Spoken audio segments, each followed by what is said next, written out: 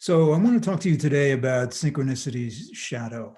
And to do that, to set the stage, let's talk about what synchronicity is. And we'll take a very simple example. Let's say you're on a phone call and you're talking to somebody you know, and they're really irritating you. They're actually bringing up something that you have been angry at them about for some time, never said anything. And so they're talking and you're getting angrier. And they're coming, you can tell, sort of to the end of what they're about to say. And you have now assembled a legal brief of what you're going to say to them. This, and this, right? And as that moment is about to happen, your dog comes up and licks your hand.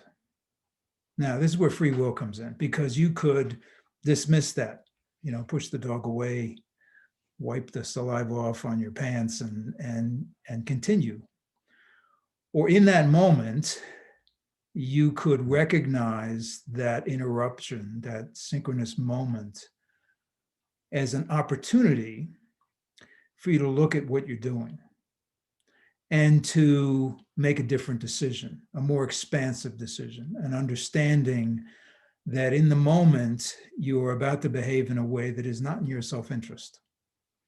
And that this synchronous moment has given you the opportunity to change course. And that's a very simple example, right? Okay. Very different from, meeting your life's partner in the aisle of the supermarket.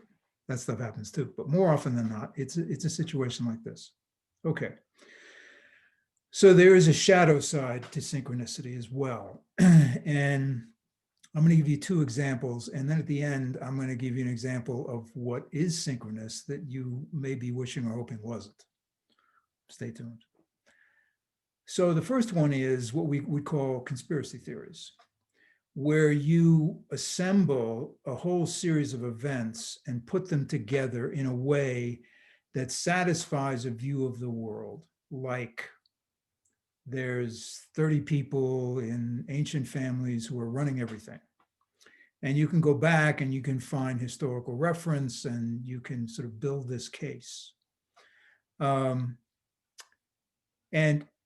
what happens is those moments that you want to see as synchronous are actually not. They came from up here. They are not what we would call acausal. Okay, so there's causation, where you hit a croquet ball with a mallet, right? The mallet hits the ball moves. That's cause and effect. That's causation.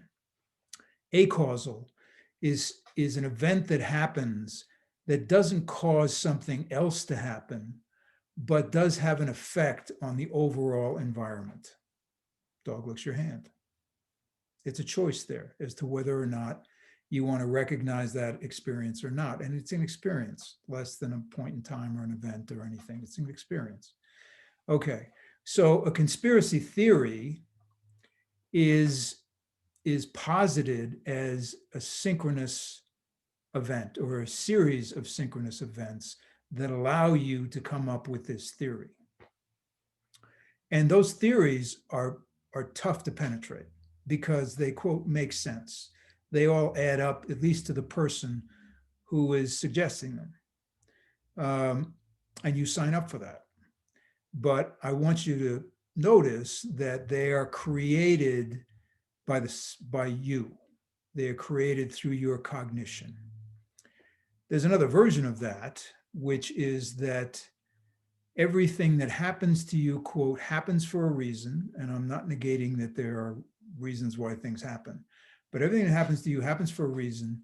And all these good things have happened to you because of who you are, because of your place in the cosmos. As a matter of fact, your place in the cosmos is to be the center of the cosmos. We can see this a lot in people who purport to be coaches and fill arenas full of people and have them jump up and down, and their lives are perfection. And they're going to tell you that this is the way you can have the same kind of perfect life that they can have. So again, they have put together a series of events and say, and they will let you know they're synchronistic because of usually the way they think or their outlook on life or whatever. Okay, never mind that everybody around them is totally miserable. That's a different story. But what I want to suggest to you here is that there are events or series of events that are said to be synchronous, but are actually causal from the standpoint that you have figured them out, or this person has figured them out and focused on a whole series of events to illustrate the point they want to make. That's not synchronicity. That's the shadow side of synchronicity. That's where somebody has taken the concept and taken it out of this idea of acausal, right? These two events sort of collided to allow you to see something you wouldn't have seen otherwise, or to sort of check yourself in terms of where you're at and whether or not you want to proceed in the direction you're going in. And let me just go back to our original example. Dog licks your hand and you decide in the moment that maybe you should take a look at where you're coming from. Well, in that last example I was giving you about how somebody can assemble sort of various facts to show that the cosmos is basically, you know, their audience for the wonderfulness of themselves, we can anthropomorphize the dog, right? We can say, okay, before I make any decisions, I'm going to check in with my dog. Well, that's a little obviously nuts, but not so uncommon, where we want to make sense. I mean, there is this compulsion that we have to make sense. And look, there are aspects of our life where we need to make sense. Balancing your checkbook, you got to make sense. There are a whole bunch of things that we have to do and to move in this world. The problem is that we have decided that that particular thing that we do, this thing of making sense, can be applied to everything. We can figure everything out. It's a very mechanistic, transactional view of life. And it's also not true, right? We can see that all over the place, where people are trying to make sense out of things, and what they're really doing is rationalizing behavior, right? There really isn't global warming. We really do need fossil fuels, so on and so on and so on, right? Okay.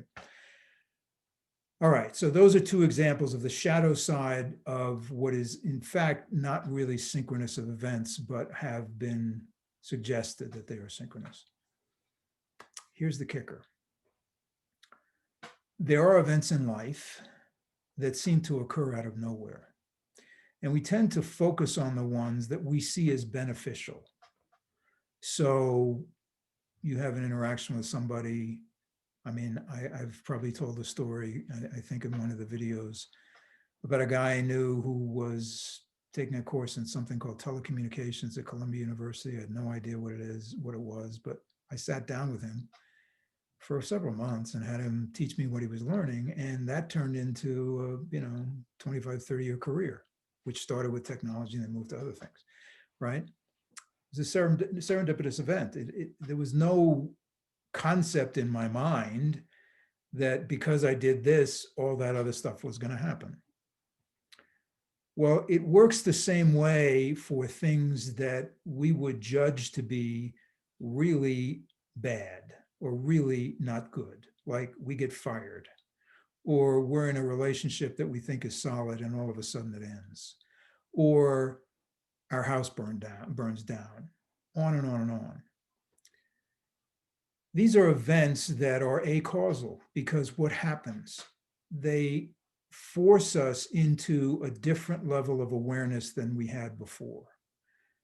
We thought everything was fine. Turns out everything wasn't fine. And that really causes us to look at how we are moving through the world. And here's a very difficult thing in the West. We really get hung up in what's good and what's bad. What do we not want? I mean, there was a time in my life where I bought insurance for everything: house, car, life. I don't know. There's probably some other stuff, because my thought was I can protect myself against anything that happens. Well, for those of you who know anything about my life, I went through a decade of absolute total disaster on every single front. I'm not kidding, except health. For some reason, I've managed to maintain my health through all this stuff. But everything else fell apart, right?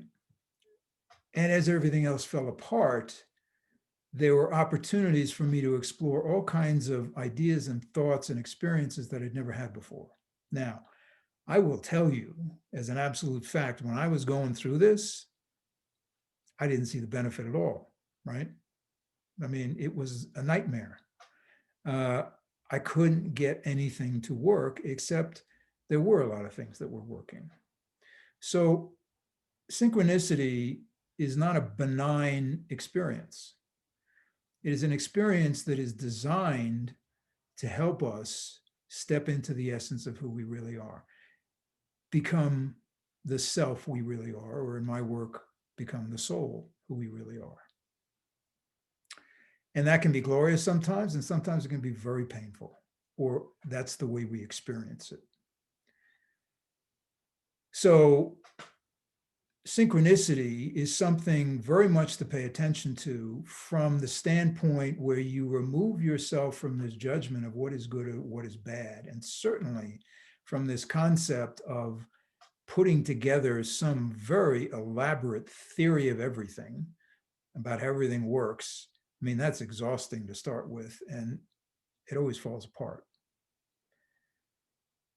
If we pay attention, that's really what synchronicity is about. If you just pay attention. And when you think about it, what are dreams? Dreams embody synchronicity. People show up, animals show up, places that you've ever been or never been show up. And it's all a story. And the story is designed to get you to look at something differently, to experience something differently, to ask yourself how you're organizing your experience, and to see it. Maybe not change it immediately, but just to begin to understand, oh, yeah, okay, that's how I see the world. That's a pattern that I repeat, where people invite me to things and I don't go, or people ask me to share some ideas that I have and I'm reluctant. What's that? What is that? Right? In the dreams, those things are happening. And so you look at that in your life and ask yourself the question. So, synchronicity is really the essence of being alive. It is an aspect of our experience that we have discarded culturally, certainly in the West, for the last several hundred years, probably 500 years.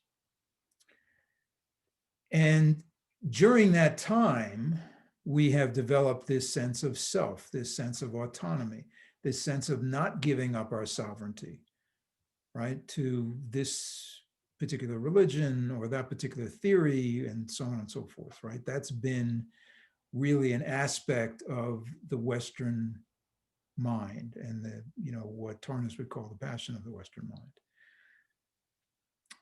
We are at a point now where we have extended that to the point of our own self-destruction, right? We have banished everything except what we think, and we don't pay attention to the dog licking our hand. It's essential we start paying attention to that. And these are very small things. These are things that it's very easy to ignore them.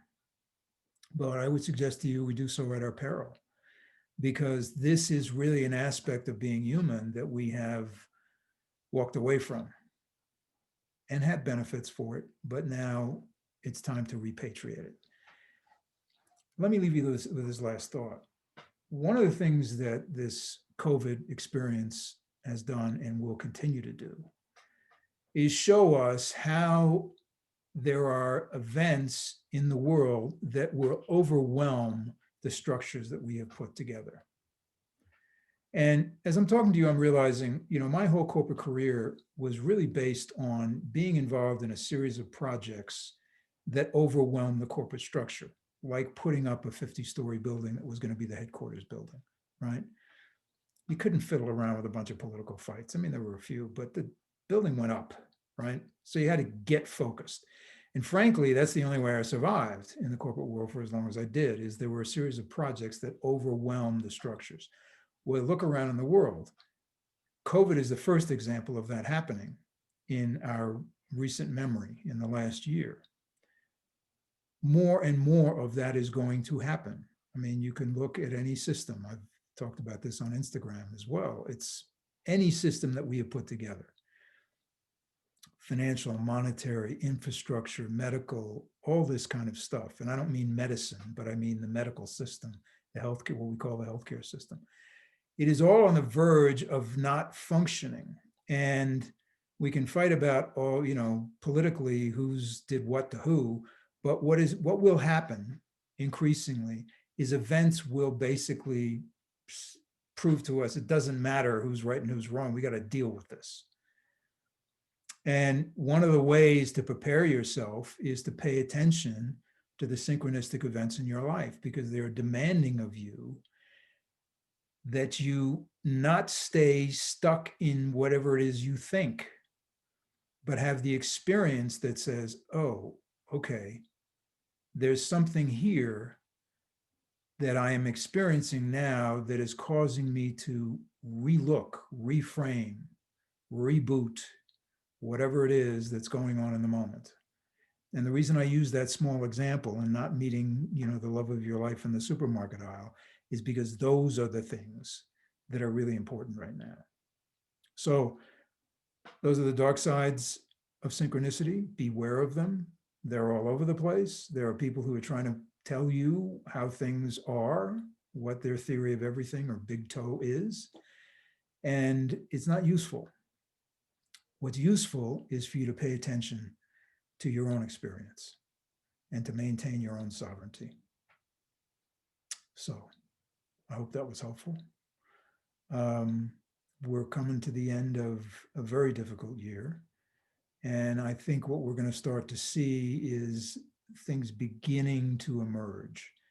Doesn't mean they're going to be easier, but it does mean that we may get some toeholds here about how we're going to move forward. And I look forward to being on that adventure with you. And as always, if you're having dreams and you want to talk, get in touch. We'll spend an hour and see where it goes. Take care of yourselves.